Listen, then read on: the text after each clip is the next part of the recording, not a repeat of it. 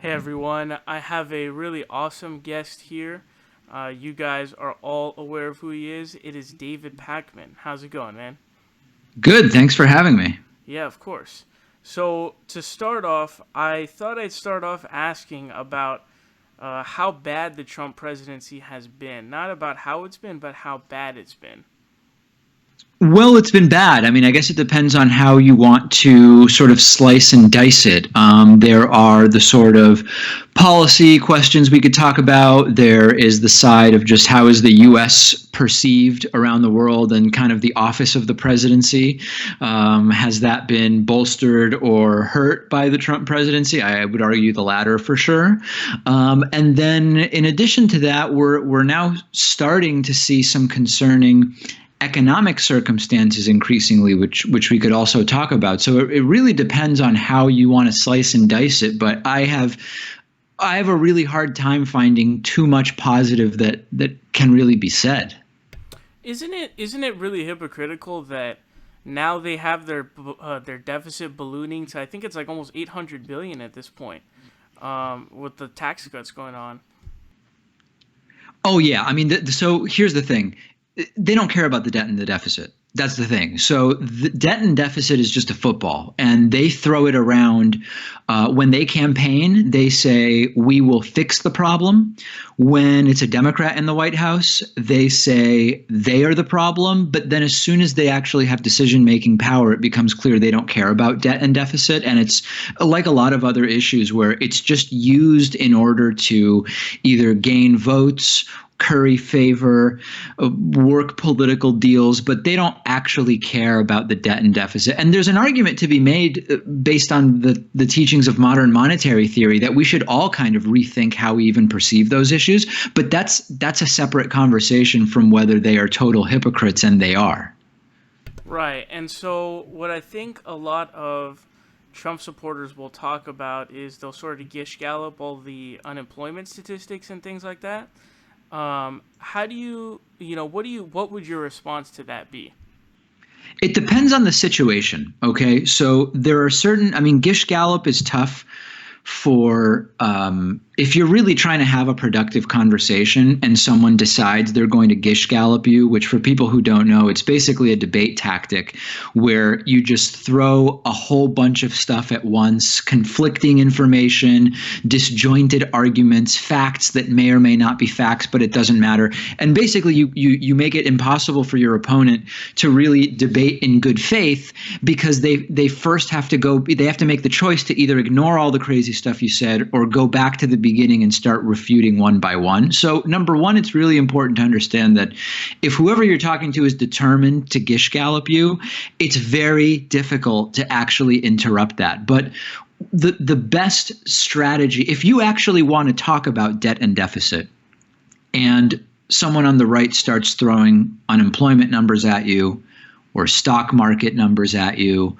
or more black people than ever are working, right? Whatever the case may be, I would just go back to the hypocrisy to first see if you can pin them down on whether or not they think Trump blowing up the deficit is a problem, and try to focus on that. If you can get them to say, okay, well, yeah, that is a problem, then maybe you can have a conversation. But it's really difficult if someone doesn't want to debate in good faith, which unfortunately is really common right now. And with the midterms coming up, it's in just about a week now. Do you think that the Brett Kavanaugh thing? Who do you think is more sort of enthusiastic and more motivated to go out to vote? How do you think the House is going to go, and how do you think the Senate is going to go? I have no special insight into that last part. The polling seems to suggest that it's still more likely than not that Democrats take over the House, although some of the polls I've seen show it's not going to be as clear a victory as maybe it seemed 3 months ago. Senate still seems most likely to stay in the hands of Republicans. I think that the Kavanaugh story will not have a huge impact. Based on one poll I saw, it seems to be making Democrats slightly more enthusiastic than Republicans, but it doesn't seem to be a big net difference. And by and large, I mean, as predicted, why wouldn't Republicans just force through the Kavanaugh confirmation if they predict which is the case, that it's not really going to hurt them come election time. And I think it will be a very, very small factor. You've got a lot of local races that are mostly going to be dictated by local issues. There may be more of like a referendum on Trump angle, but I just have a hard time imagining that the Kavanaugh fiasco is going to play significantly either way. And looking past the midterms, looking towards the 2020 election, I'm curious as to who are your ideal candidates for a 2020 run within the Democratic Party? I couldn't even tell you right now. I mean, what I can tell you is that if someone is going to defeat Donald Trump, it's going to have to be someone who, at least on some level, is going to play the game the way he plays it. Now, that doesn't mean making fun of disabled reporters. It doesn't mean slamming the families of deceased military members. I'm not saying literally they have to do the stuff Trump does, but they're going to have to, at least on some level, engage with the type of rhetoric that he does well with and the type of rhetoric that clearly resonated with the people that did support him. I don't think that someone who is perfectly buttoned up and sort of the picture of total decorum is going to win, because he is going to play his games and he will crush them. And I don't know, I don't have a full list of people on the left who are willing to do that right now. I think that, I was just reading a piece arguing that even though Michael Avenatti is a horrible character and representative of so much of what's wrong with politics, that someone like Avenatti is at least willing to stoop to Trump's level in the way that he is comfortable, and that some degree of that is going to be necessary. I actually think there's a very good chance that Bernie Sanders runs. And I don't know, I've just not been talking about 2020 very much because we've had the midterms. The midterms are almost over, so I'll talk about it a little, but I still think we need to keep our eye on the ball here. I think there's a good chance that Bernie runs, and then we potentially would get to see, well, what would it be like if it was Bernie versus Trump, which I think would be super interesting. Right. I think Bernie would probably smash it out of the park. But did you see what Hillary Clinton said about running in 2020 the other day? If I recall correctly, she said, "I would like to be president, but I don't want to run again." Well, so yeah, she did say that she wanted to be president, but she didn't say she didn't want to run again. She said she won't even think about it until the midterms are over. But basically, if she were to run again, would she be able to win against Trump? Oh, I don't think so. I mean, listen, it would be very easy for us to say, okay, so she didn't win in 2016, but now people have seen how bad Trump is. So now they'd go and they'd vote for Hillary. I think that there are like 5 or 6 different ways in which Hillary loses anyway. One would be that it would be basically just a replay with interference and everything, and you end up with basically a similar scenario, Hillary winning the popular vote again, but losing the electoral vote. I think it's possible that the mere presence of Hillary throws such a monkey wrench into the entire thing that it impacts voter turnout in a way that favors Trump in states that are advantageous to him. And there's a bunch of other scenarios. So I don't think Hillary as the nominee is the path forward for Democrats. Yeah, I definitely don't either. I think that'd be a horrible idea. But I wanted to go back to the 2016 presidential election. Now, in the progressive sphere, there was sort of I want to say like a battle of ideas between Jimmy Dore and Sam Seder. Where did you fall between the two? Well, the big thing that I remember specifically was this issue of how important Supreme Court picks should be in considering who it is that we should vote for. And I was on the side of Supreme Court picks are so important and impactful for such a long period of time that far outweighs the possibility of saying, you know what, Trump could be good because he could cause like a breakdown of the entire system and allow a populist rebuilding from the ground up, or those types of arguments, like tear it all down to build it back up. I didn't buy into that because I understood the importance of the Supreme Court, and we're seeing that now. We're seeing that now that Trump has had his Supreme Court picks, and we've had a move drastically to the right on the court. There are really important decisions that could come up. I mean, just this week we found out about the possibility of the Supreme Court having to adjudicate whether Donald Trump can end birthright citizenship by executive order. That may be something the Supreme Court decides. It's just too important to play games the way it seemed that games were being played. Beyond that, it was a while ago. I don't remember exactly even what the other disagreements were. So I thought I'd read I just have one statement here that Jimmy said during his debate with Sam, and I wanted to get your thoughts on it. So he said that the Democrats can filibuster more than one Supreme Court vacancy for up to 4 years. What are your thoughts? How in what circumstances what did he mean by that? Like, if given what situation in the House and Senate, and how would it be that they would do that? Oh, so it would be basically Trump is president. I'm not sure exactly what the circumstances would have been in Congress, but if you're going to filibuster, you'd have to have a minority, essentially. So he was saying that basically if Trump takes the presidency, and I believe that there were no predictions that Trump would win the presidency and the Democrats take the Senate. So I guess it would be that both houses of Congress are controlled by Republicans. Yeah, well, it didn't happen, and it didn't even seem like it was a realistic possibility. So, I mean, I guess that was just wrong. Okay, I see what you're saying. So, I thought I saw recently that you had a little exchange with Dave Rubin on Twitter. Now, I wanted to sort of get your thoughts overall, because I know that you did an interview with Dave Rubin that I thought was great personally, and he essentially accused you of attempting to gain clicks. Can you just kind of run us through what went down? Okay, so my understanding of it is that when I found out I would be in LA for Politicon a few months ago, I guess it was, or a couple months ago, I sent him an email and I said, hey, it would be great to do this sit down we've been talking about doing, and here are the dates I'm going to be there. And he said he was going to be in Europe with Jordan Peterson. And then I believe it was the Friday when I was in LA, he tweeted that he was having Tucker Carlson in. And I found that interesting because that was one of the days I offered to come in months earlier, and he wasn't going to be available. And I guess I don't remember his response exactly, but it was something along the lines of, well, I am leaving tomorrow and I can't do 2 interviews today. But, if you were a decent person, you would have sent a message to me privately instead of publishing it publicly, I guess was his argument.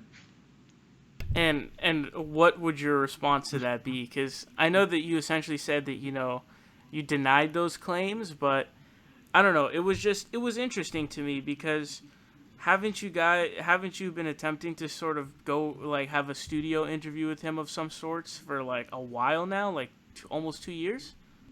I have, but I have not. I mean, I was in LA a few months ago, but on vacation. I wasn't doing any work stuff. So, I mean, in his defense, the first time that I was in LA during the last year and a half on a work trip was a couple weeks ago. Okay. So I wanted to, do you think that he's in any way trying to evade having you on, or do you think that it just happened the way it happened? I genuinely don't know the answer to that. And I know that you said that basically you were honestly not really sure what your status of a sort of whether you're friends with him or not after the interview. I mean, could you just sort of give me a breakdown of what happened after that interview? Nothing. I mean, that's why I'm not sure. So I've known Dave Rubin for a while, and we would text and sometimes talk on the phone and that sort of thing.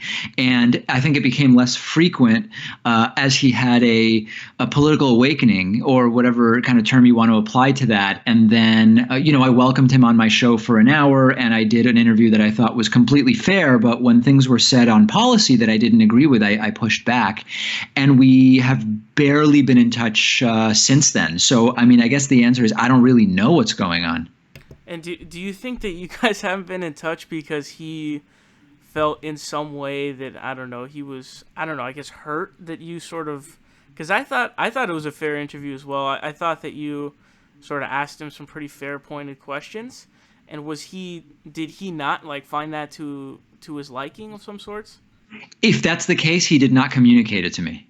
Well, okay, that's something interesting. So you mentioned his political awakening. I know that you guys have been friends for a long time, and I've seen some of your guys' videos together, some of your guys' collaborations, specifically that of talking about Reza Aslan.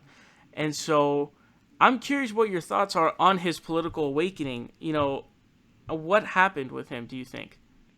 So I can't really say specifically what makes someone decide to take certain political positions. There's a huge range of possibilities. One is you genuinely just realize that what your view was on issues previously is wrong, and you revisit, and that's perfectly reasonable. Like, for example, this week I did a segment on my show where I say that I have reevaluated my position on sex offender registries, and I'm now against them. And I sort of explain why, and that's totally reasonable. That's one possibility. Sometimes people take certain positions for financial reasons. In other words, they come to believe that there will be a financial benefit or a publicity benefit to taking one position that is different than the one you previously took.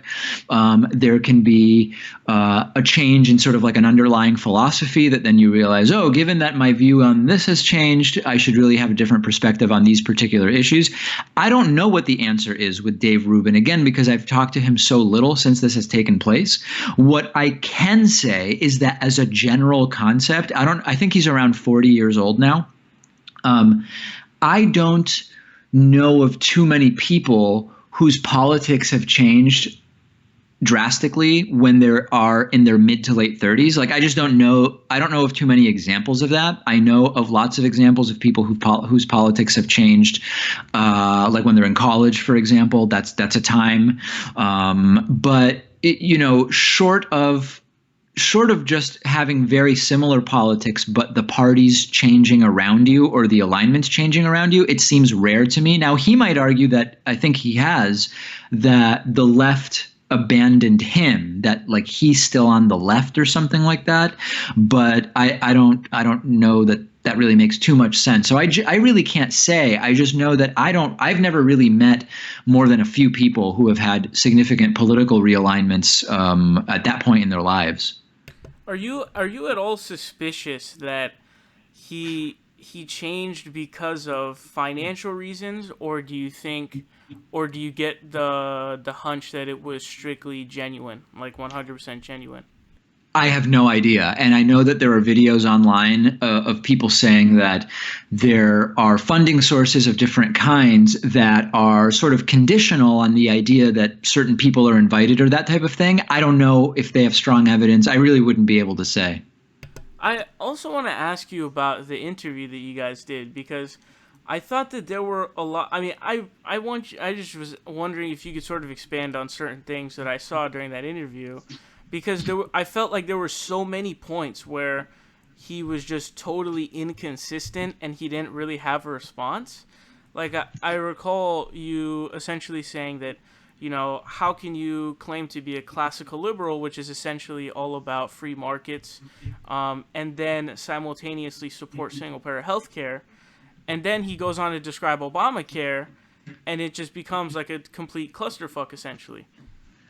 Yeah, I mean, really, these, I think the interview kind of speaks for itself. I don't know that it's totally fair to him to like re-adjudicate the way the interview went right now. I think a lot of these policy questions would really be questions for him. But I think if you're pointing out that I was having disagreements with the consistency that I was perceiving in some of these ideas during the interview, I certainly was, and people could check that out.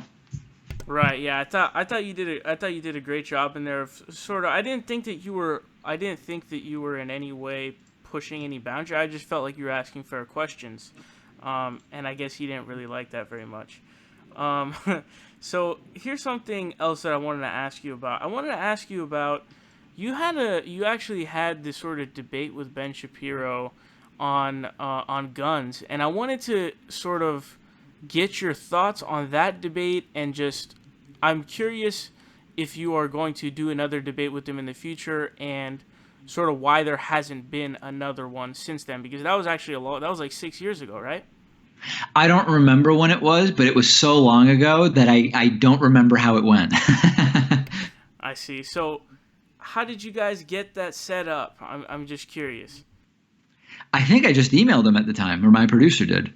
And have you attempted to get in contact with him for another one before or after that? We've been in contact since then, just short emails, and I don't know whether I've actually invited him back on the program since, and I don't know whether he'd be interested. Okay, so here was something. You were at Politicon, and I'm curious about this because Ben Shapiro was there, and he didn't actually do any debates, and you didn't get to actually do any 1v1 debates with anyone.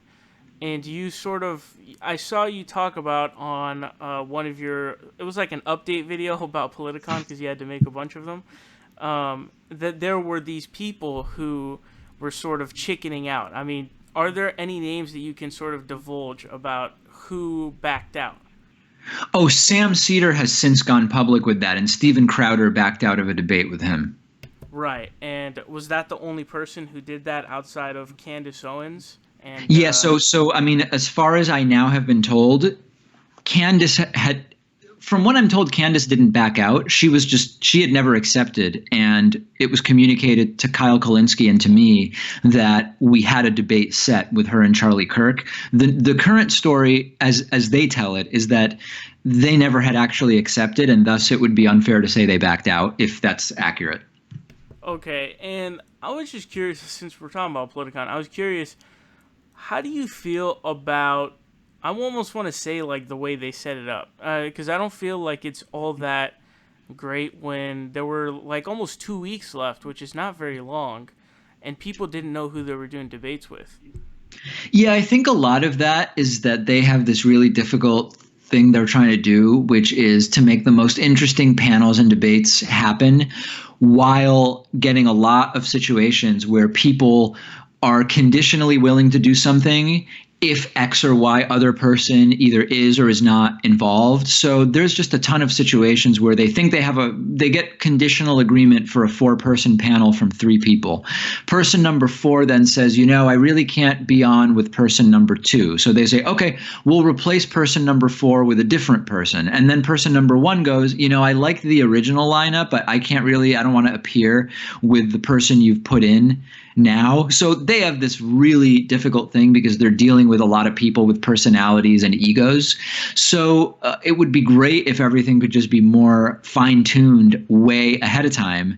But when you consider people's ego and then travel changes and the fact that, any of the 100 or so or more people who are participating could have like an emergency or something like that, I get why it's so complicated, but it's not great from the point of view of the participant. Oh, that makes sense. I see what you're saying. That sounds very very tough. I was curious, what was your experience like at Politicon for yourself? I know that you were on multiple panels. I know that you were on the Should We Be Socialist panel as well as the fake news panel. I like if you could just give like sort of a breakdown of your experience at Politicon.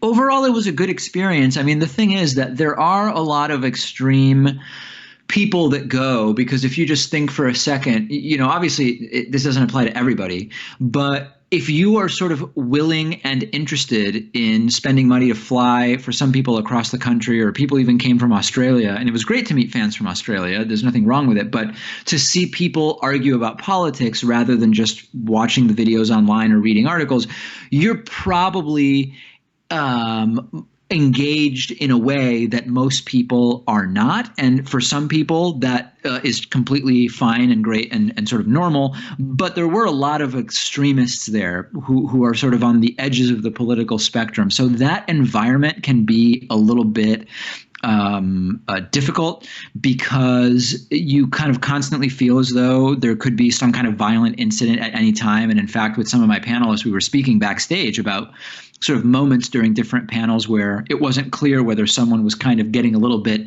out of hand, or it could become potentially even a dangerous situation. But they had a lot of security and for the most part managed it pretty well. But the environment is one of high political tension for sure. So I'm curious, because I know that you said on a video, I believe it was the bonus show, I think you said that you were at the the Charlie Kirk and Hassan Piker debate, and you saw that, you know, the sort of breakout that Charlie Kirk had at Cenk. Were you there in person for that, or did you see that on video? No, I was only there for about 10 minutes in the first, I guess I'd say, half hour of the debate, and I had left before the Cenk Charlie Kirk thing happened, so I only saw it on video later. Well, what were your thoughts on that sort of breakout? Well, I think that Charlie Kirk is trying to get attention, and he knew that if he immediately stands up and starts yelling off the stage at Cenk, that it would get attention, and it did. The substance of the debate, of the question that was being discussed, seemed kind of dumb to me. It started getting into different people asking others how much money they make, and I guess Charlie Kirk saw a connection between, well, if you are arguing for socialism, then your salary is sort of materially relevant in some way, versus Charlie Kirk is a capitalist, so however much money he makes is not relevant or open to criticism. It seemed very stupid, and it didn't really go to the merits of any political ideology. So it's interesting that you bring that up, because that's very true. What I don't understand, and Charlie Kirk is very stupid in a different way than people like Ben Shapiro are, and he was trying to do like this weird connection of, like, you know, why don't you go live like a socialist? Basically saying, like, why don't you give up like 95% of your earnings? Which I just don't understand. And I know that you're very well versed in political ideology, especially amongst the left. So, and especially like, first of all, Hassan Piker is not a socialist, right? But it's just, it doesn't make sense, because I don't get the connection between socialism, in which the workers own industry, and giving up 95% of your earnings. Yeah, I mean, I think the most relevant thing is I know Hassan sort of, and I don't have any reason to think he's a socialist. So I all of a sudden don't care almost what the debate is, because he's being strawmanned as a socialist. But I don't, none of it really seems relevant to me. It's sort of like when people on the right say to people on the left, if you love taxes so much, why don't you just pay more? And it's sort of like, well, that's not really how you make policy. You don't just say pay more taxes if you want. You need a government that figures out what is the tax rate that makes sense for the services we want to have, and what responsibilities should the government have. It's not about just telling people who think taxes maybe should be higher should pay more. So it's a very silly argument. It's not really an argument in any way. Right. I definitely know what you mean. So I wanted to ask you. So I saw that you did a video about Jordan Peterson, and I was curious. You took a different angle in that video. I want to ask you a question based on a different angle, sort of about his political statements that he's made, and just the different things that he said, specifically on politics, that he comes into. He sort of says some different things, but I know that you've seen them, and I'm curious what your thoughts are. Well, which thing are you asking about, though? Well, specifically, he's made these different political opinions, whether it be about economics, and saying, you know, he basically made this sort of weird almost like false equivalency, that there's this far, like if you go far left, they want equality of outcome, and then but on the right, like, it becomes bad or something like that. I don't know exactly what you're talking about there. I mean, it sounds sort of like a blend between horseshoe theory, maybe, and straw manning. I mean, the equality of outcome thing. I can't really think of almost anyone that actually is advocating for equality of outcome. So I find it to be mostly a straw man. There is a sort of false debate where the right claims to be for equality of opportunity, and they say the left is for equality of outcome, when the reality is that the left is mostly for equality of opportunity, and the right often is for something that's not actually equality of opportunity. So it's become a very false and kind of toxic debate. Okay, so I wanted to also ask you about his sort of religious comments. Now, you've made a connection between him and Deepak Chopra. I think you called him like the Christian Deepak Chopra, essentially. And he's made some really weird statements. Like, I don't remember exactly what it was, but it was something to the effect of God is the best of yourself, or something like that. I mean, what are your thoughts on him essentially taking the word God and basically molding it into almost like whatever he wants? I'm familiar with one video where he sort of argues that even people who claim to not believe in God actually do deep down. The one you're talking about specifically, I'm not aware of offhand, but I think it's all part of a bigger picture where there is a sort of couching of ideas that are more relevant to him based on his specific religious ideology, that he's very good at repackaging into sort of like common sense. Hey, everybody should kind of understand and agree with this. And some of it relates to semantics, as you're pointing out. Some of it relates to sort of the relativism of definitions, which he claims to oppose. And yeah, I mean, I think that this is a big part of what he does. And it's very effective. And he's built a big following doing it. I don't know if you know much about his self-help material. I don't either, but I mean, he's got like the clean your room stuff. And I think I remember reading this article where there was someone who's a Jordan Peterson fan who basically said that like his mom told him to clean his room, but he wouldn't do it. But when he started reading Jordan Peterson, he decided to do it. I mean, what are your thoughts on it? Because I see Jordan Peterson, he'll be with different people like the head coach of the Seattle Seahawks and stuff. Like, what is I personally don't understand what the draw of Jordan Peterson's self-help material is. I mean, what are your thoughts on his self-help material? I think the draw is that even though it's pretty unremarkable advice, that he's packaged it in a way where it resonates with particularly men, but not exclusively, and he will make that point, particularly men of a certain age who have sort of identified that they don't really know what their place in the world is, and they're disaffected in different ways, not exactly the same way. And there's nothing really wrong with the self-help material per se. I mean, it's unremarkable, and you can get the same material from a whole bunch of people. He presents it in a particularly eloquent and appealing way.